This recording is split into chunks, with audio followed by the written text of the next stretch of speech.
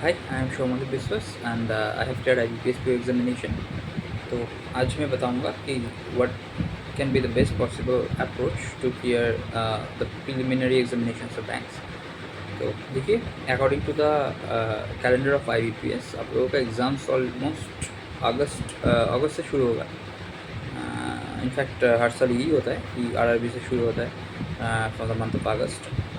तो अभी का जो टाइम है ना, तो just utilise this time like anything. ठीक है, जिन लोगों का भी मेंस का कुछ रिवाइज करना है तो प्लीज़ अभी तो फाइनल कॉल है, क्योंकि इसके बाद आप लोगों को टाइम नहीं मिलेगा. आपका एग्ज़ाम लाइंड अप होगा. फिर प्री के बाद तो you will hardly gate 1 month time to cover the mains topic.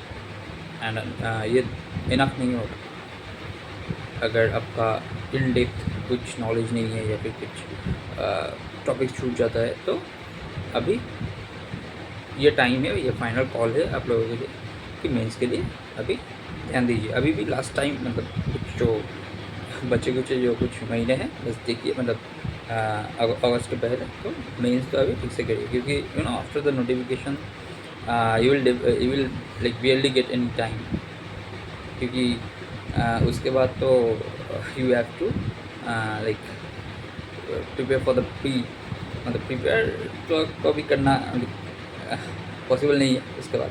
तो थिंग इज, आपको तब प्री का जो प्रैक्टिस है या फिर मॉक टेस्ट है, तो ये सब तो आपको नोटिफिकेशन के बाद करना है. तब तो मेंस के लिए भी टाइम मिलेगा. एनीवेज, तो देखिए, बैंकिंग एग्जाम्स में जो प्री का जो क्राइटेरिया है, मतलब आपसे जो मांगता है कि like you have to do this type of things and all.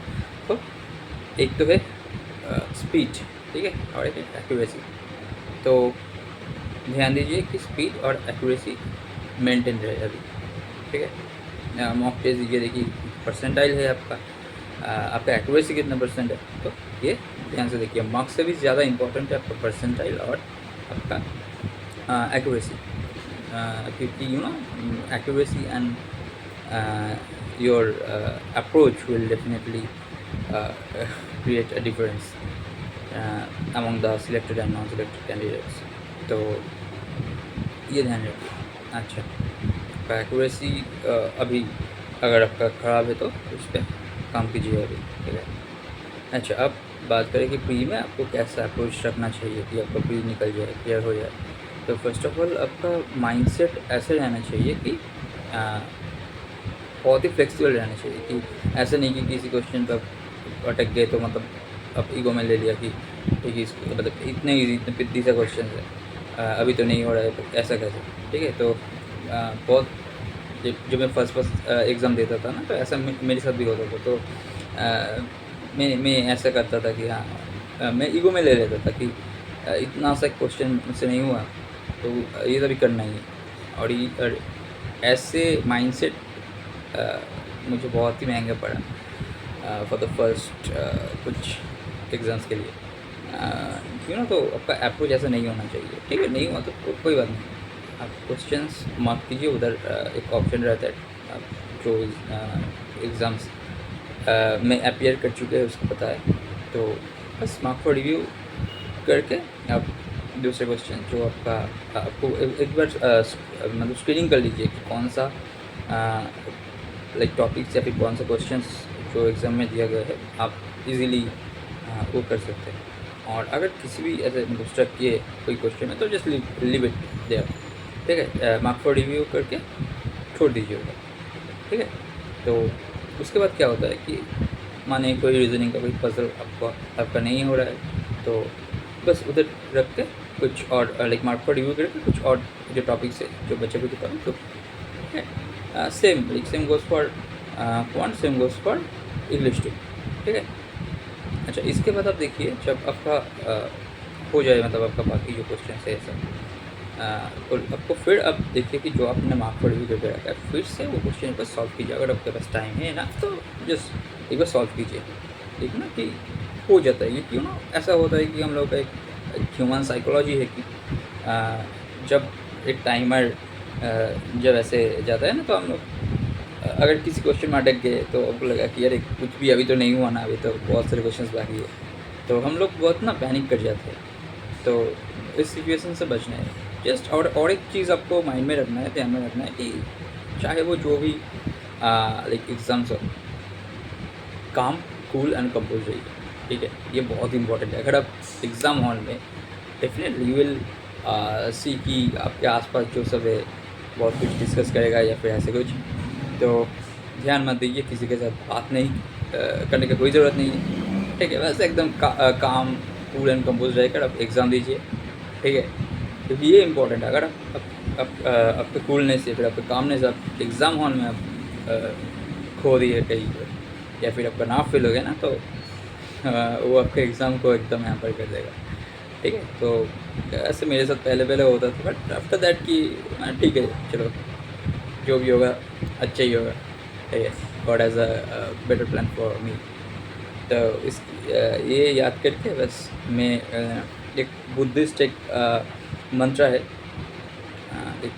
तो मैं ऐसे बैठ के एग्ज़ाम्स के पहले बस आँख बंद करके, मेरा स्पेक्स है तो मैं स्पेक्स उतार के थोड़ा ऐसा मैं हमिंग करता था, ठीक है। वो मंत्र एक बुद्धिस्ट मंत्र। तो एंड आफ्टर दैट सब कुछ लाइक ठीक है। तो ये काम कूल कंपोज आप मतलब ट्राई कीजिए कि ये मेंटेन रहे एग्ज़ाम्स सेंटर। और बहुत सारे लोग बहुत कुछ बोलेगा एग्ज़ाम सेंटर में, तो बस आपको ओवर ईयर करना है, ठीक है। ऐसा ऐसा कुछ नहीं है, ठीक है, कि उसको दिल में लाइक आपको लगाना है कि या नहीं। तो अगर आप ये करेंगे ना तो आपका एग्ज़ाम गड़बड़ हो जाएगा। किसी के बात में मत आइए, आप खुद में रहिए, डिस्कस मत कीजिए। देखिए जो क्वेश्चंस का लेवल है वो आप हो सकता है कि लाइक इन रिसेंट टाइम्स ऐसा हो रहा है, लाइक लास्ट ईयर जो हुआ था एग्ज़ाम, तो level of questions are increasing. ऐसा बहुत ही नॉर्मल है, क्योंकि आप एक्सपेक्ट कीजिए कि हर साल कंपटीशन इंक्रीज़ हो रहा है, तो लेवल ऑफ क्वेश्चंस भी इंक्रीज़ होगा। अब डिक्रीज़ तो नहीं होगा, शायद इस साल पिछले साल से भी ज़्यादा डिफ़िकल्ट आए क्वेश्चन। तो पैनिक मत कीजिए, किसी के बात में मत उलझिए, ठीक है। आपका एकदम काम कूल एंड कंपोज जो मैनरिज्म है उसे मेंटेन कीजिए। और यही है, क्योंकि मैं तो एकदम एक टी शर्ट या फिर एक कभी कभी एक ओवर साइज टी शर्ट पहन के, एक ऐसे पजामा डाल के, एकदम मस्त चप्पल वप्पल डाल के मैं एग्ज़ाम देने जाता था, ठीक है। फिर एग्ज़ाम सेंटर में वो चप्पल हटा के मैं ऐसे बड़ा पैर को ऐसे पेंट करके मैं चेयर में बैठता था उधर। तो जितना कंफर्टेबल हो सके। और ये माहौल आपको आपके घर में ही बैठ के जब आप लोग मॉक देंगे ना, तब आपको बनाना है।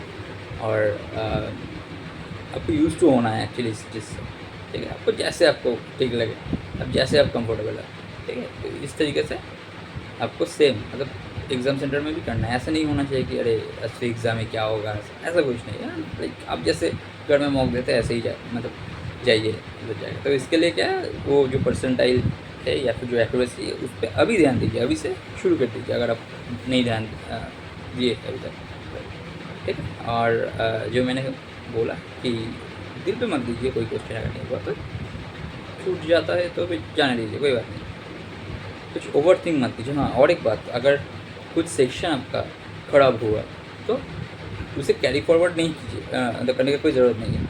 मान लीजिए कि आपकी इंग्लिश ख़राब हुआ, तो उसे कैरी फॉरवर्ड करके क्वांट में उसे दिमाग में बैठाने का कोई ज़रूरत नहीं है, ठीक है। कि मेरा इंग्लिश ख़राब हो गया तो क्या होगा, क्या ही होगा। फिर क्या होता है ना कि आपका जो उसके बाद जो सेक्शन आता है लाइक क्वांट रीजनिंग जो आएगा, तो वो भी ख़राब हो जाता है इसके चक्कर में। तो ऐसा मत कीजिए, ठीक है। तो that's it. And all the very best wishes to the candidates who shall appear for the upcoming examinations। और मुझे सपोर्ट कीजिए, subscribe to my channel and definitely like this video। And yes, that's it. Thank you very much।